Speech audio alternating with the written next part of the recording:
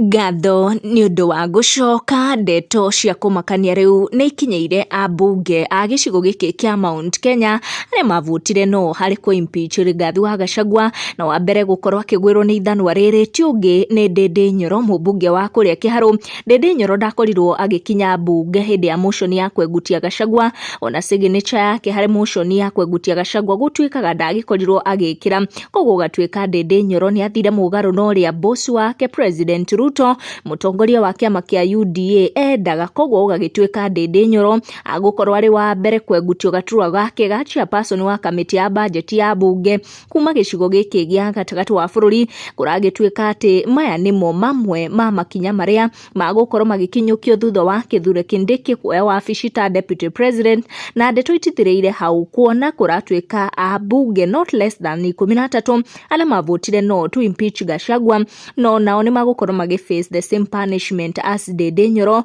Ũgagĩtuĩka atĩ mũkana nĩ mũrute kũrĩ Mount Kenya leaders arĩa maregire gwathĩkĩra watho wa President Ruto wa kwegutia Gachagua, na arĩa magĩkoretwo magĩciria atĩ business nĩ gũcoka as usual after igoti gũkiuga atĩ Gachagua nĩ agĩthiĩ nja na gwathana Kithure Kindiki ehĩtithio ta deputy president. Ũgagĩtuĩka atĩ bara ĩyo ti nginyu mũico na no gũthiĩ ĩrathiĩ na mbere, na atĩ aingĩ ao no magũkorwo face the same punishment kũratuĩka Ndindi Nyoro nĩ agũkorwo agĩface. Na gũgagĩtuĩka nĩkĩo kĩrarĩ gĩtũmi kĩiganu kĩa Ndindi Nyoro kwaga kuonekana mũthenya wa ira rĩrĩa Kithure Kindiki arehĩtithagio nĩ marĩa marakĩyumĩria gũkũ gĩcigo gĩa gatagatĩ wa bũrũri. Make sure nĩ ũrathiĩ na mbere